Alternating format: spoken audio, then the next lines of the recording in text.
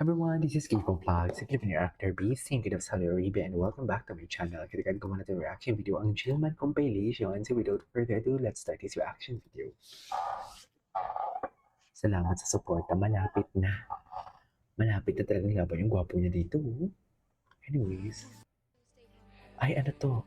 Ang message ni Jillian. Wait, Jillian sa kanya na ang lahat magaling sumayo-kumayo. Kaya na-inlove si Eman sa kanya. Totoo. Ayoko na lang mag-talk. Charis. Ano talaga? Ano talaga na-inlove ang isang binata, isang makisig na probinsyanong binata sa isang Manileña girl. Ay, I love it. Love that. Love that for them. Alam mo yan. Anyways. Ay. Mangyayari sa life mo, lalo na your Mm-hmm. stay humble and do it for God and mag-focus ka lang parati sa mga dreams mo. Mm-hmm. Sinabi ko din sa iyo yan na mag-focus ka parati sa sarili mo. Always choose yourself and put yourself first, your family first, and God first. Most of all, talaga do everything for God. I hope na enjoyin mo lang lahat. And ayun, stay humble and I'm praying for you and I support you. I'm praying for you. Totoo yan, Jillian, ha? Totoo yan, Jillian, ha? Ano nais mong sabihin kay Jill? Maraming salamat din sa pag-support mo.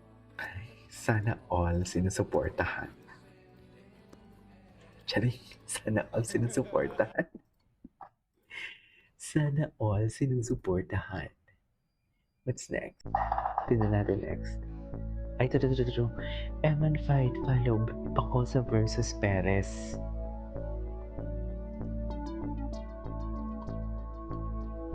Huwag kang bumitaw, Eman, please.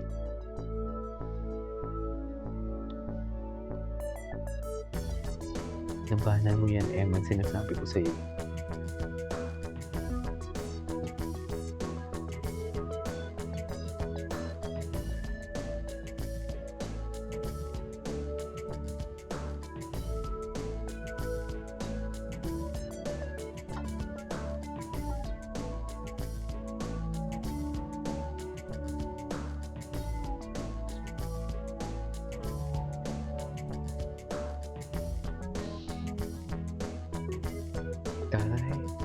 Anyways, ang galing.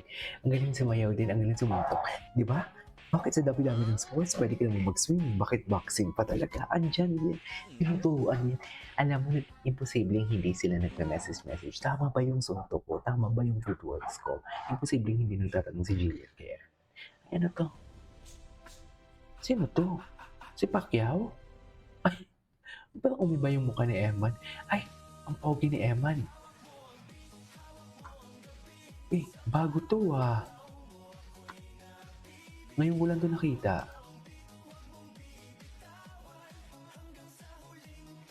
Tunang sayawan, hawak mo ang pit.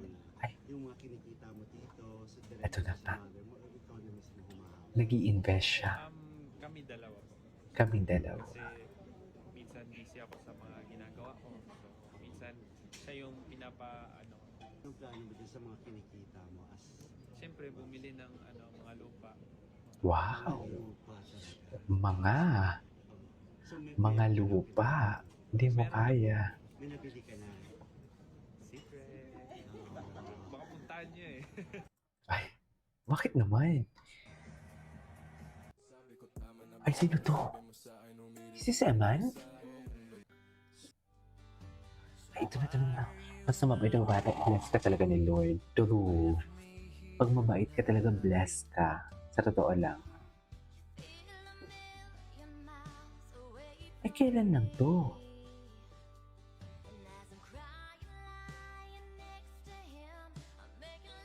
Hindi ko ito nakita before. Gwapo ni Eman. Ay, ito na. Ito talaga yan eh. Ito talaga yun.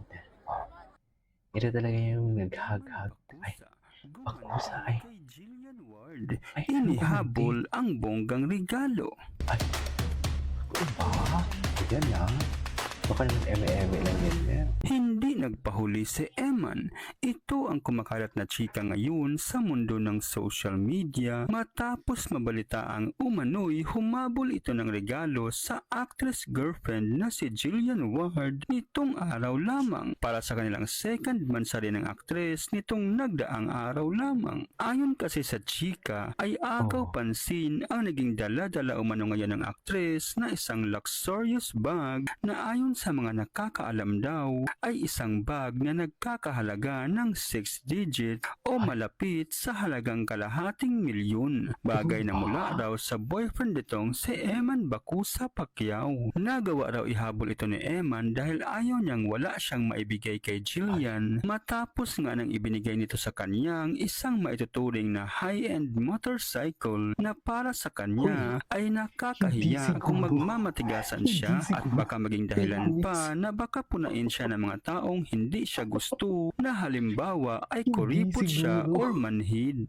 Ayon pa sa karagdagang chika ay tsaka na umano iniabot ni Eman ito bilang sorpresa kay Jillian matapos na naging pamamasyal daw nila nitong mga araw lang gamit ang motorsiklong bigay ng actress para mag-relax at huminga muna sa labis-labis na pagtatrabaho sa mundo ng showbiz na siyang aminado pa raw ang actress na ikinagulat niya. Siyempre, ikinatuwa rin naman daw ito ng actress dahil senyalis umano ito na inaalala siya ni Eman at binibigyang sukli ang anumang mga ipinapakita niya ding senyalis ng pagmamahal dito. Kahit na sa totoo lang daw ay okay lang sa kanya na wala muna kasi alam naman niyang nasa stage pa lang si Eman na nag-iipon pa ito bilang paghahanda sa sariling future. Nagawa din umano niyang payuhan si Eman na di porket nagbibigay siya ay naghahangad na din siya ng sukli dito kasi sariling way lang daw niya iyon ng pagpaparamdam ng pagmamahal at di talaga necessary na gawin din ng boyfriend para lang di ito mapahiya bilang lalaki lalo't may ibang way naman daw para maipakita ang pagmamahal.